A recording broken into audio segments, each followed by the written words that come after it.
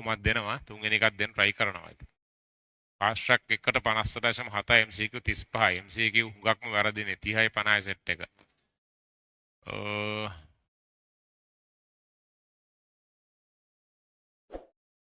දැන් මෙහෙමයි මම අර කලිනුත් කිව්වනේ ඔයාලා උදේ ඉඳන් පේපර් එක ලියලා උදේ පේපර් එක ලියලා ඊළඟ ඩිස්කෂන් එකට ඉඳලා ඊට පස්සේ MCQ එක ලියනකොට කොහොමත් වරදිනවා කන්සන්ට්‍රේට් කරන්න අමාරු වෙන මහන්සියනේ ඒ කොහොමත් එක තියෙනවා අනිත් එක මේ දවස්වල වැඩ වැඩි හින්දා අර මේවා හින්දා කොහොමත් ඕගොල්ලෝ මහන්සි පිට ඉන්නේ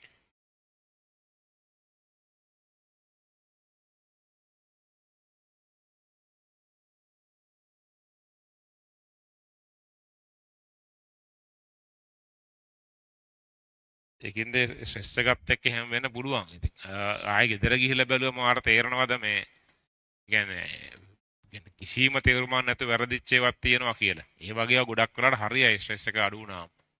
හරි. ෆිසික්ස් මැත්ස් වල අන්තිමට කරපු පාඩම් ගොඩාක් වේගෙන් කරගෙන ගියා. ඒවා ගණන් ප්‍රැක්ටිස් කර ගන්නත් ඕනේ. ගුරුවරු කොහොම හරි ඉගෙනුවට පාඩමක් සෙට් වෙන්න තමන් මේ පාඩම් ප්‍රැක්ටිස් කරන්න ඕනේනේ. අයි මැෂින් නෙවෙයි දැන් ඔළුවේ හිර වෙලා අච්චාරුවක් වෙලා තියෙන්නේ. අන්තිම පාඩම් වල ප්‍රශ්න තමයි ගොඩක් වරදින්නේ. ඔව් මට තේරෙනවා වගේ ප්‍රශ්නේ. වාට විතරක් නෙවෙයි හැමෝටම ඔයක තමයි තියෙන ගැටලුව. ඒක තමයි ඉතින් අපි try කරේ මොකක් හරි කරගන්න ඉබා කල් දාගන්න ඒකට කිසි මේ එහෙම උත්තර දෙන්න බවක් නැහැ නේ ඒගොල්ලන්ගේ පැත්තේ.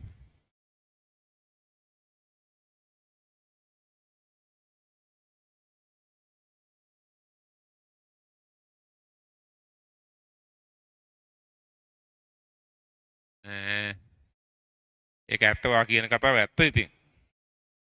දැන් මෙහෙමයි. ඔය ලොකු කතා ගොඩක් කියත හැටි එහෙම කියලා වැඩක්කුත් නැහැ නේ ඇත්තටම. පළවෙනිම කාරණය මෙහෙමයි. මට දෙපැත්තටම කතා කරන්න පුළුවන්. මට ඕන උලංගු හර මරාගෙන මරන විදියට මේකට මේ කොහොම හරි ෆේස් කරමු කියලා එම එන මොටිවේට් වෙන එකක් කියන්න පුළුවන්. එහෙම වුණොත් ගොඩක් අය මේ ස්ට්‍රෙස් වෙයි කියලා තමයි මගේ අදහස.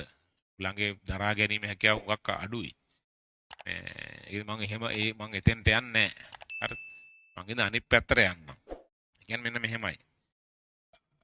හැම දෙයක්ම සාධාරණ නැහැ. ඒකෝර අපිට එහෙම තියෙනවා මේ විවිධ අසාධාරණ තත්ත්වයට තේදී තමයි ජීවිතේ ෆේස් කරන්න වෙන්නේ ඉතින්. ඉතින් එහෙම එකක් තමයි මේ තියෙන්නේ ඔයගොල්ලන්ගේ පැත්තෙන් ගත්තොත් එහෙම. කාගේද වැරද්ද කියලා හොයන එකේ තේරුමක් නැහැ. ඉතින් වාට කරන්න පුළුවන් හොඳම දේ කරන්න. එතකොට පාඩම් කව වෙලා නැති ඒවා තියෙන්න පුළුවන් කලබලයට කව වෙච්ච පාඩම් තියෙන්න පුළුවන් ඒවා ඒ වැරද්දේ ගුරුවරුන්ගේද නැත්නම් ආණ්ඩුවේද මොකද්ද කියන එක පස්සේ බලමු ඒක නෙවෙයි වැඩේ ඔයාලා විභාග ලියන්නේ ඒකින්ද වාට හොඳට පුළුවන් පාඩම් හොඳටම කරගන්න හැබැයි මෙහෙම එකක් තියෙනවා හොඳට පුළුවන් පාඩම් සමහරක් විට පේපර් එකේ තරම් අහන්න නැත්තම් දැන් උදාහරණයක් අපි ගත්තොත් පළවෙනි පාඩම අපේ පරමාණු ගියේ වාට හොඳටම පුළුවන් නමුත් එහෙම ලොකුවට අහන්නේ නැහැ නේ ඒකෙන් ඒ වගේ එහෙම වෙන්න පුළුවන්. එතකොට පේපර් එකට අහන ප්‍රශ්න වලින් වාට හොඳට පුළුවන් මොනවද? ඒවා හොඳටම හදාගන්න. ඊළඟ වාර හොඳටම බැරි ඒවා තියෙන්නේ. මෙලෝඩියක් බැරි වුණත් කමන්නේ.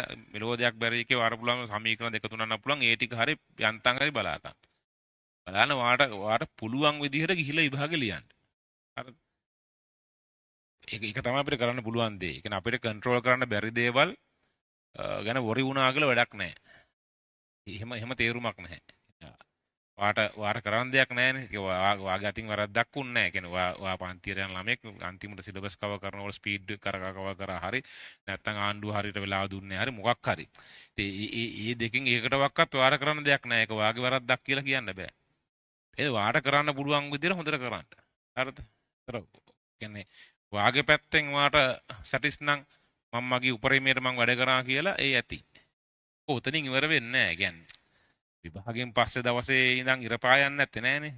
තව තියෙනවා. දා ගොඩක් දේවල් තියෙනවා. මම කියනවා වාට අවංක වෙලා වාට පුළුවන් ලොකුම එෆර්ට් එක දාන්න. වාට පුළුවන් ලොකුම එෆර්ට් එක දාලා පුළුවන් උපරිමයෙන් රිසල්ට් එක ගන්න. ඒක සමානලාට අපි හිතමුකෝ එන්නේ B2C එකක් කියලා හරි කමක් නැහැ. හරි? ඒත් කමක් නැහැ. සමහරට මේ ගමන B2C එක කැම්පස් යන්න ඇති වෙන්නත් පුළුවන්. මොකද ඔයා කියන ප්‍රශ්නෙන් ලක් වෙච්ච ළමයි ගොඩාක් ඉන්නවා මේ ගමන. ඒකෙන්ද ගොඩක් දෙනෙක්ගේ ප්‍රතිඵල නැත්නම් හුඟක් දුරලා වාගේ B280 එක කලින් අවුරුදු වල B280 කට යන්න බැරි කැම්පස් එකට යන්න ගන්න එන්නත් පුළුවන්. අපි දන්නේ නැහැ ඒක. ඉතින් වාට කරන්න පුළුවන් හොඳම දේ කරන්න. හරි.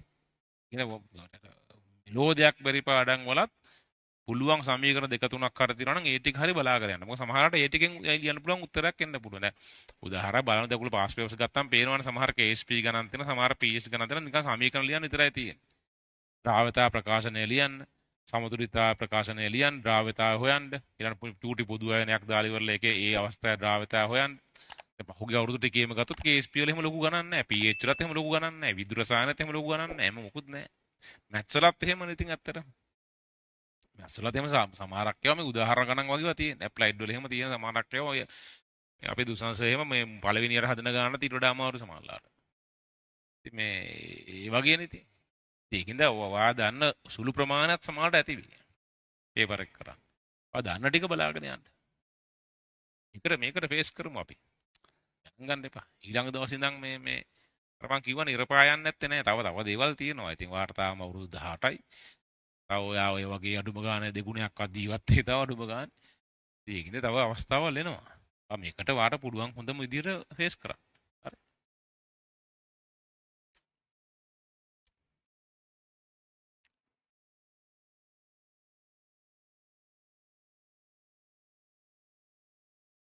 අර පරණ ඉස්ස ඩිස්කෂන් කරපු ඒවා මොන හරි අඩුපාඩු තියෙනවා නම් බලලා නැතිව තියෙනවා ඒවා බලා ගන්න.